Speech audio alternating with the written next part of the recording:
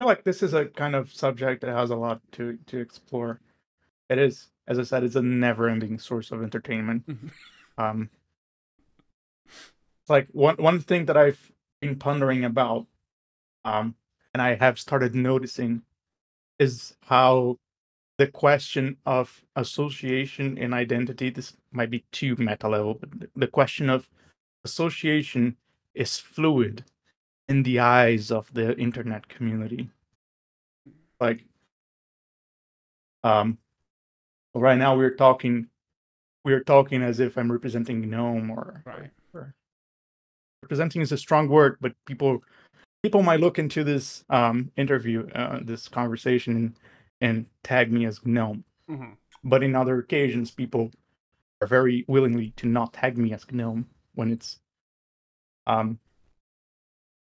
Well, I see that because I am involved in GNOME development for a long time, and it's like I'm gonna give you an example that you um that you will at least understand. I merged the accent colors merge request um for the XDG desktop portal settings interface. Mm-hmm. It was just like a documentation comment, but we had to discuss what was going to be the setting in these things. But nobody said like GNOME merged accent colors in XDG desktop portals, you know. Mm-hmm. Mm-hmm. People were saying like GNOME was giving trouble to merging those things. Right. And I don't even think that this is done by like some sort of bad faith or anything. It's just something natural that occurs when people think of um identities and whatnot. Like Mm. to many people, GNOME is bad, and whatever GNOME do by definition is bad. So if something good happens, it's natural that whoever did that must not be GNOME. Right. Otherwise, how can I keep thinking that GNOME's bad if the thing that I wanted in that portal was merged by a GNOME person? How can I say that GNOME didn't merge this or was giving trouble? You know, the GNOME Hmm. merged and GNOME didn't merge. That doesn't make sense. It happens very often in many different discussions, and it's not something that people. I don't even think that people perceive themselves as doing this. It's just naturally happening everywhere. Um, I don't know if you have opinions about that, No, but I I keep seeing this happening over and over and over, and it's especially common when like in a free software community like where there's a lot of people and most of them wear many hats.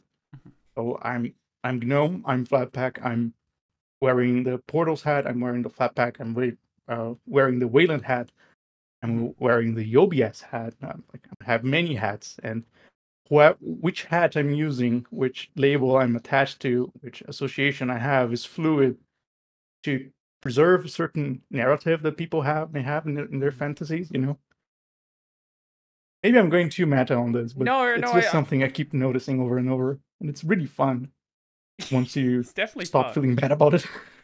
I I never really thought about it like that. I think when we're talking about, okay, so let me see how I can phrase this.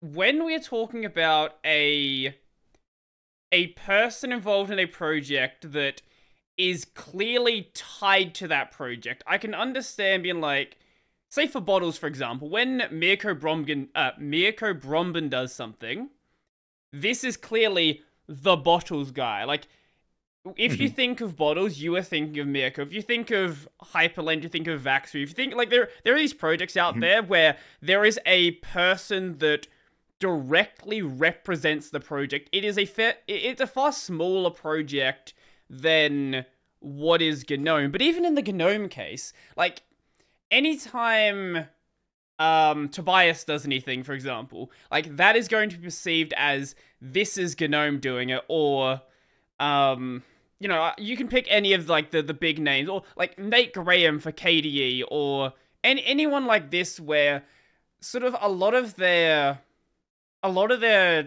sort of persona in these repos seems to be tied to that project. But even then, that it gets weird when it's outside of the project. Like when it's something inside GNOME and Tobias is saying something, you can sort of perceive this as this is GNOME doing. But even then, there are these different voices in the project, even though, at least from my perspective, it seems like GNOME is a lot more, maybe you'll disagree with this, but seems a lot more consistent in like the vision they have for the desktop, as opposed to something like, if you look at the Wayland Protocols repo, for example, where everybody has all of these different ideas, but yeah, I think what's important, and this is what I try to do when I talk about changes being done, whilst I will mention where someone sort of often comes from, like, if someone, works at Red Hat, for example, I will mention that they are from Red Hat. If someone is, at least seems in this perspective, or in this occasion, to be representing a project, I will mention it. But I think it's important to focus on the individual developers, because even within a project like GNOME, these individual developers are going to have their different ideas on how they can approach these different problems. Yeah, you see, it's I can infer and say that the same probably happens for KDE. Sure. In fact, there are KDE folk, fantastic KDE folks who linger in GNOME spaces, and we talk every time. It's not completely alien. The communities are somewhat they share a lot of values and things. But maybe because I am involved in the day-to-day conversations, that there's this concept of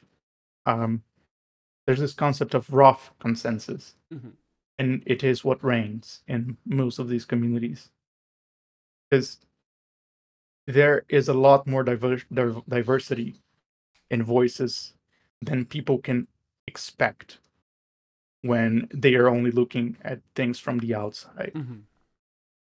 And that happens in GNOME a lot. Many different people with sometimes antagonistic views on many subjects. But even then, at the end of the day, people will look into and perceive it as a community. The Barshi, there was a GNOME contributor called the Barshi, wrote a fantastic essay on the mythological GNOME mounting, where people think and are their username is Rishi. I don't quite remember when they wrote about it. It was probably like 5 years ago. Oh, okay. Imagine a GNOME mountain with a castle, an evil-esque castle, those ghosts walking around and people thinking in like they're acephalate cells of a unified organism called GNOME. That's basically what people perceive, but when you enter in there, it's completely different. People are just arguing about everything all the time. Probably more than outside of GNOME in some sense. And I can tell that's probably the case for KDE as well, and other communities. I'm mentioning KDE because it's a fairly big community, and big communities have lots of disagreements that we don't know about. All the time. All the damn time. It is sometimes even annoying. I think, well, at least with GNOME, and I'm sure it's the same for KDE, there is at least these basic guiding principles that you all agree upon. Like, you agree that we are going to be using whatever the current version of GTK is. You agree that we're going to be writing in, I presume, is the main language of GNOME C++? What is the main language? I think for libraries it's still C. Okay. And for apps, there's a diversity of languages. But People are like, writing a lot of Rust code, right, right. Python, Vala. Mhm. Whatever. Oh, right, I forgot about that one. But like, there are these basic things that everybody agrees upon. Like, no one's gonna argue that GNOME should start using Qt as like their main like library. And it's like same for KDE. Like, everyone agrees, like, we're doing the Qt thing, all of that.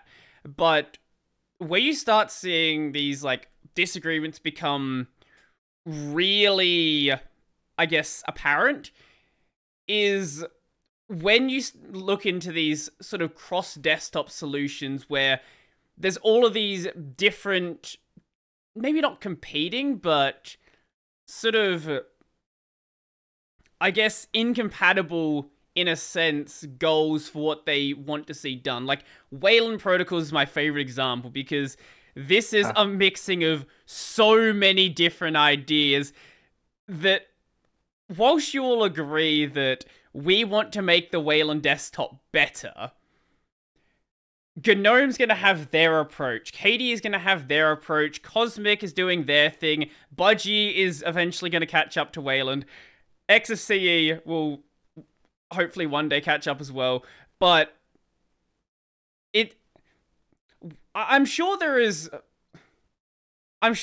more agreement than there is disagreement. Like, it's not like every single issue is going to turn into the tearing protocol or dealing with like color management and things like that. I'm sure for a lot of things, it's like, okay, this is a good idea, merge it.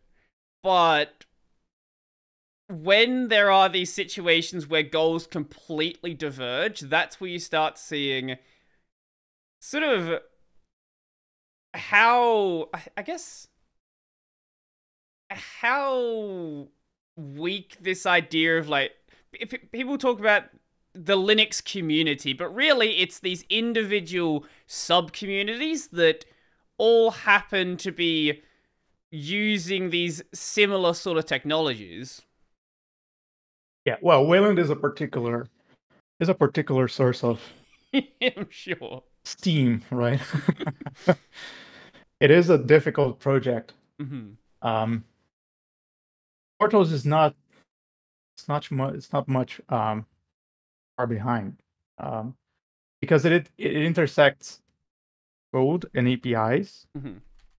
and application use cases and political visions of the desktop. Mm-hmm. It intersects in all of these areas, and that's really hard to get consensus on. Mm-hmm. Incredibly hard to get some consensus on.